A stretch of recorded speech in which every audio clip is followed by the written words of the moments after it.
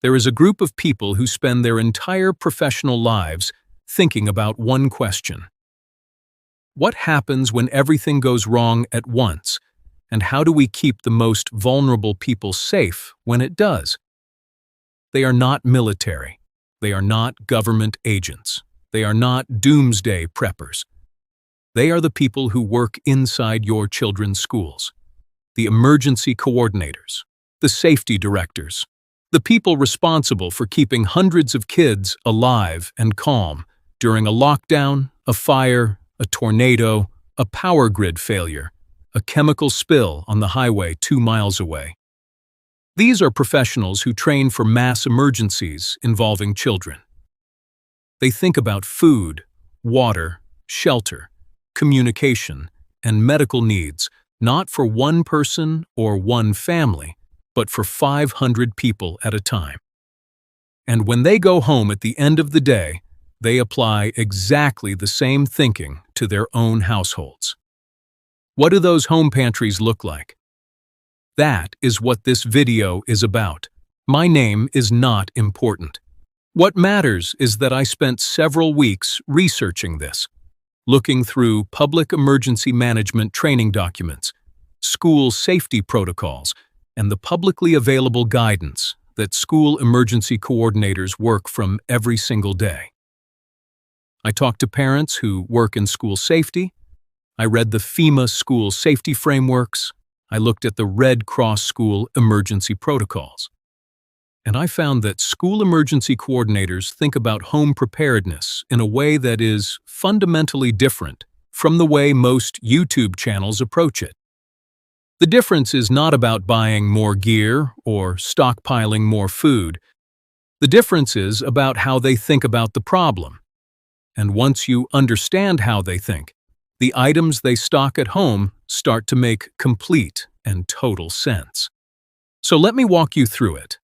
The first thing that separates a school emergency coordinator's mindset from a typical prepper's mindset is what they call the population profile. When you or I think about emergency food, we think about ourselves. Maybe a spouse, maybe 2 kids.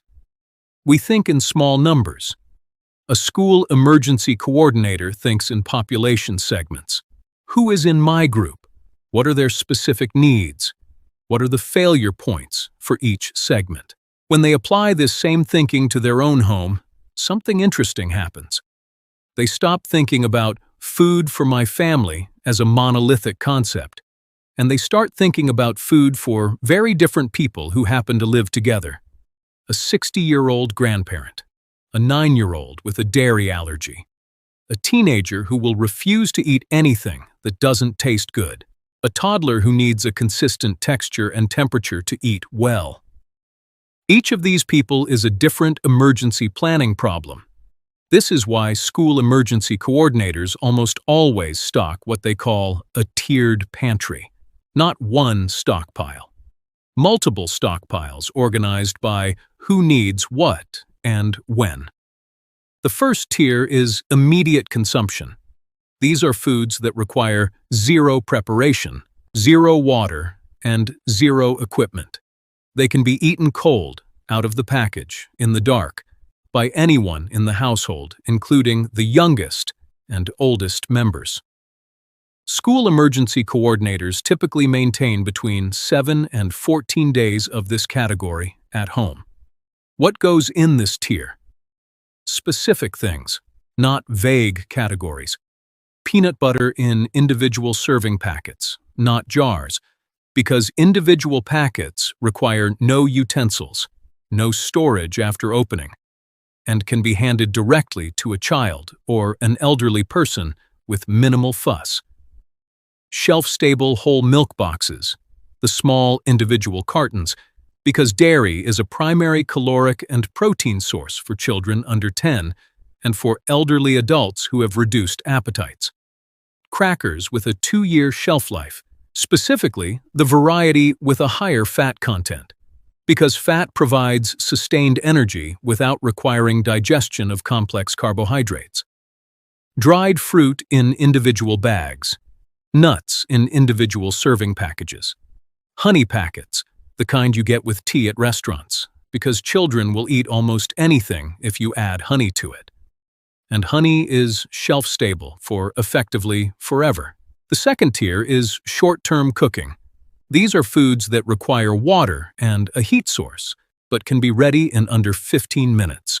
School emergency coordinators think carefully about this tier because in a real emergency, your ability to cook is constrained. You may have one burner. You may have a camp stove with limited fuel. You may have crying children, a phone that keeps ringing, a neighbor at your door. You do not have time to make a complex meal. What goes in the second tier? Instant oatmeal in individual packets, because a child will eat this without complaint, and it provides sustained energy.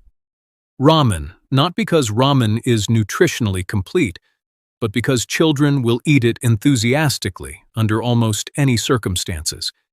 And keeping food morale high in a family emergency situation is a genuine logistical concern. Cup noodles specifically, the self-contained kind, because they require only boiling water poured directly into the cup. Instant mashed potatoes in individual serving packets. Instant rice. Soup in cartons, not cans, because cartons can be heated directly on a stove without a pot. And in an emergency, one less dish to manage is genuinely meaningful. The third tier is longer-term nutrition. This is where the traditional pantry staples live. White rice in sealed mylar bags, dried beans, canned proteins.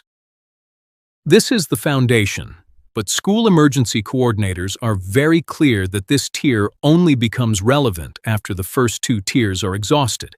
And by that point, the emergency has become something significantly more serious than a 3-day power outage. Now let me tell you about the things that school emergency coordinators stock that most people would never think of. The first is what they call the medication and supplement bridge. A school emergency coordinator knows that when a crisis hits, pharmacies close, supply chains disrupt. A child who takes a daily medication for ADHD, for asthma, for a seizure disorder, suddenly cannot get a refill. The coordinator's home pantry always includes a maintained supply of every prescription medication taken by any household member, kept as close to a 30-day buffer as legally possible, rotated regularly. It also includes a children's multivitamin supply large enough to last 90 days, because a pantry diet, even a well-planned one, will have nutritional gaps that hit children harder and faster than adults. Beyond prescription medication, their supplement shelf always includes vitamin C, vitamin D, and zinc. Not because of any particular health claim, but because these are the 3 micronutrients most likely to become deficient in a household that is eating primarily shelf-stable carbohydrates and proteins over an extended period. They stock these not as medicine, but as nutritional insurance. The second thing they stock that surprises people is what I would call the morale shelf. This is something school emergency coordinators talk about a great deal in their professional training, but almost no prepping channel addresses it directly. When you are responsible for children in an extended emergency, the psychological dimension of that experience is as real and as demanding as the physical dimension. Children who are scared, bored, or feel like their normal life has completely disappeared become significantly more difficult to manage and significantly more vulnerable to anxiety and emotional dysregulation. The morale shelf in a school emergency coordinator's home pantry looks like this: hot chocolate mix, individual packets, hard candy in a variety of flavors, 1 or 2 boxes of a boxed cake mix with the required oil and eggs stockpiled alongside it, because baking a cake in an emergency transforms the experience for children. It gives them something to do, something to look forward to, something that smells familiar and feels normal. Popcorn kernels, because popcorn can be made on a camp stove and is one of the most universally enjoyed comfort foods that exists. A jar or two of a specific treat that each child in the household particularly loves. This is not frivolous. This is applied emergency management. The third thing they stock that surprises people is what they call the communication and information package. School emergency coordinators know from professional experience that one of the most disorienting aspects of a real emergency is losing access to reliable information. Your phone battery dies. The cell towers are overwhelmed. The internet is down. You have no idea what is happening, how long the situation will last, or what you should do next. Their home stockpile always includes a hand-crank emergency radio. Not a battery-powered radio, because batteries run out, but a hand-crank radio that generates its own power.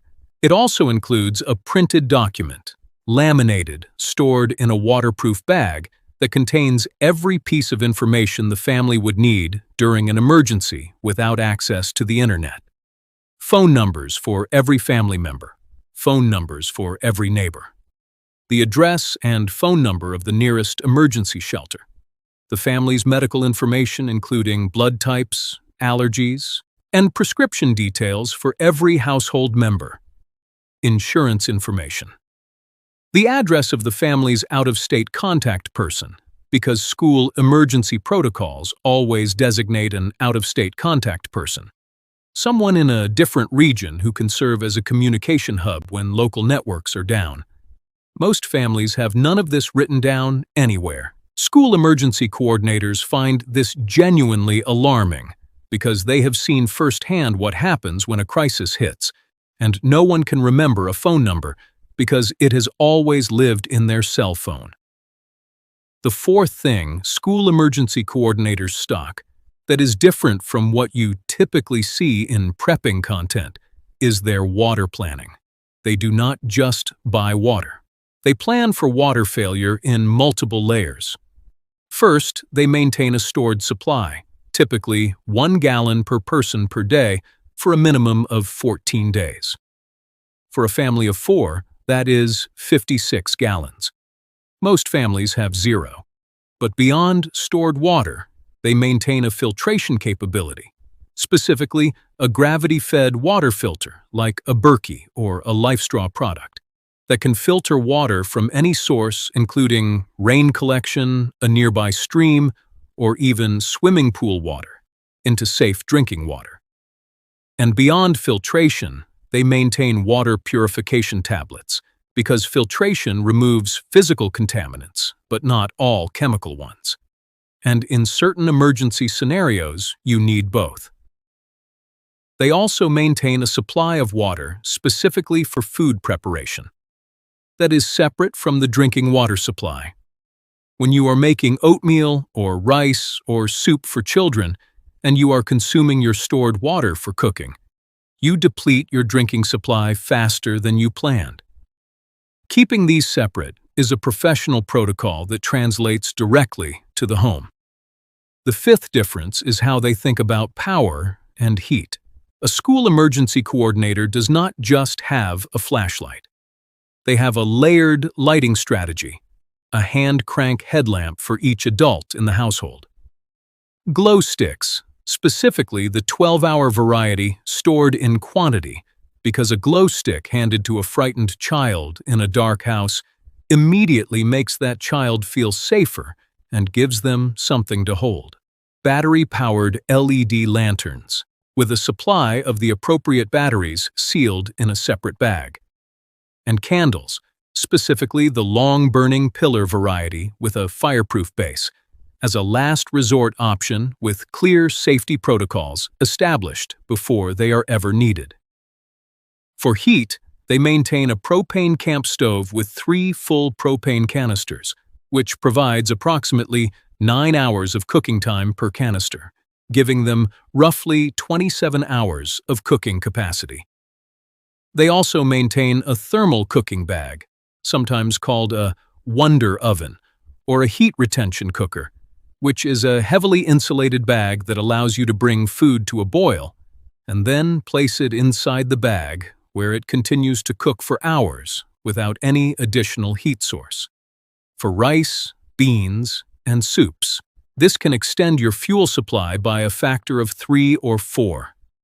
Now let me tell you what is not in their home pantries, because this is equally instructive. They do not stock freeze-dried emergency meals in large quantities. Not because those products are bad, but because children frequently will not eat them.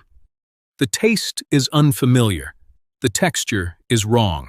In a real emergency, forcing a frightened child to eat something that tastes strange and feels strange is a losing battle that costs you time, energy, and emotional capital that you cannot afford to spend. They do not stock protein bars as a primary food category. Again, not because protein bars are bad, but because children under 12 tend to find them unpleasant to eat in large quantities, and because the caloric density that makes protein bars appealing to adults creates digestive issues in children who are eating them as a primary food source over multiple days. They do not stock anything that requires refrigeration once opened. This seems obvious, but it eliminates a surprising number of items that people instinctively reach for in a grocery store. Deli meat, opened jars of condiments, any dairy product except shelf-stable milk. Every item in a school emergency coordinator's home pantry can be stored safely at room temperature before and after opening, or is used in a single serving so that there's nothing left to refrigerate.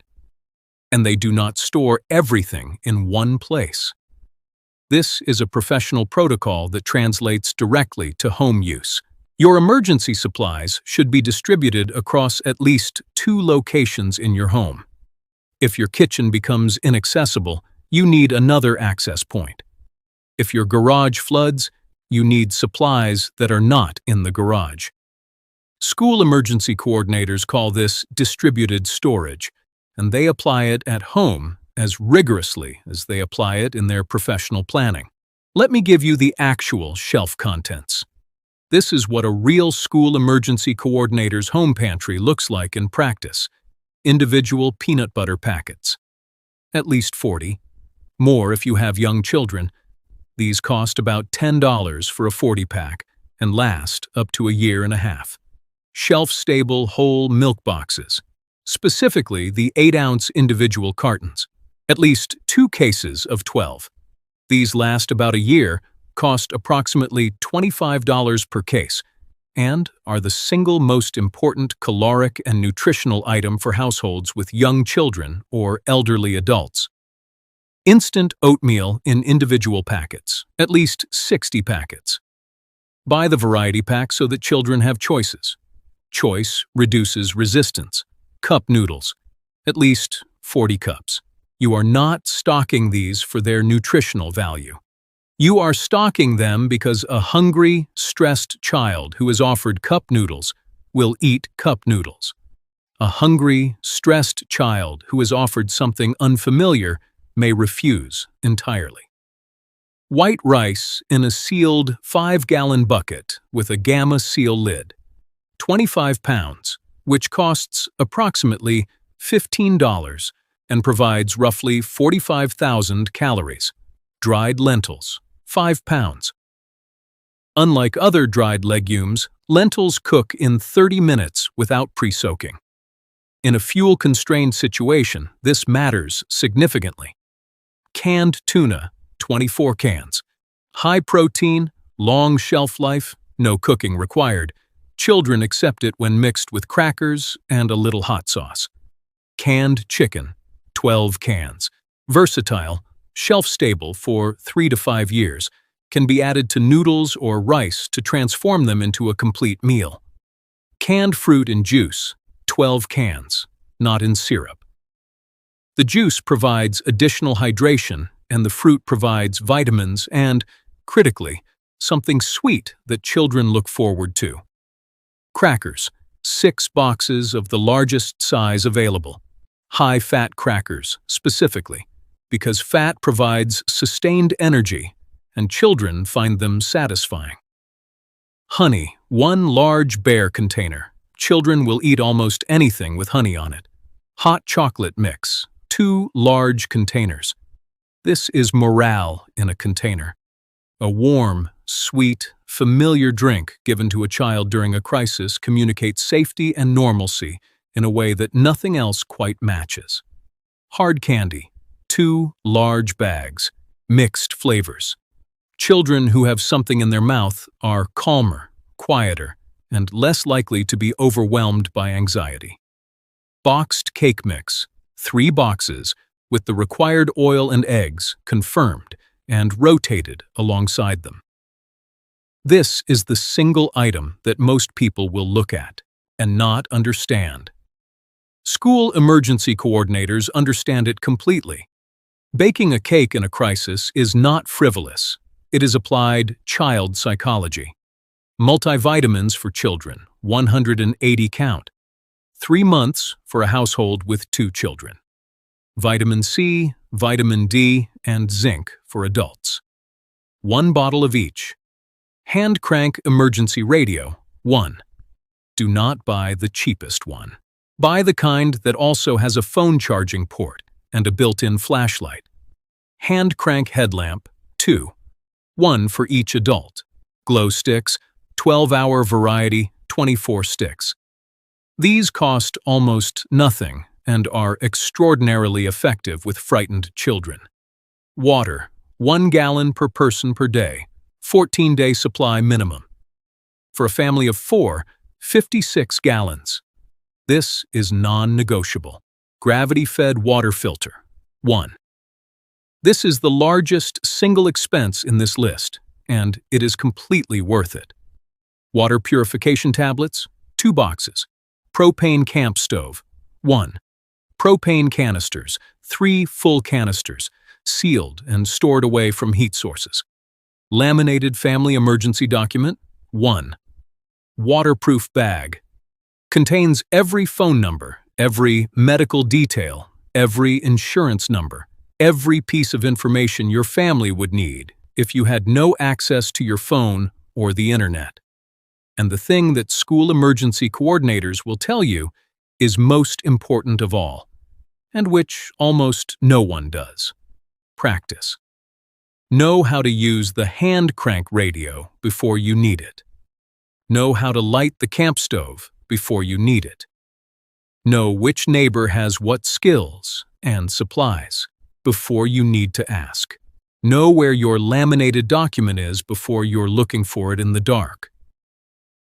The families who manage emergencies well are not the ones who have the most food or the most gear. They are the ones who have thought through what will happen and talked about it with the people they love before anything happened at all. That is the school emergency coordinator approach, and it is available to every single family watching this video. The list of every specific item mentioned in this video, with quantities, approximate prices, and links to where you can find them, is in the description below. If this was useful to you, subscribe. Every week I bring you practical, calm, real-world preparedness information that you can actually use. And if you have a question about any of this, leave it in the comments. I read everyone.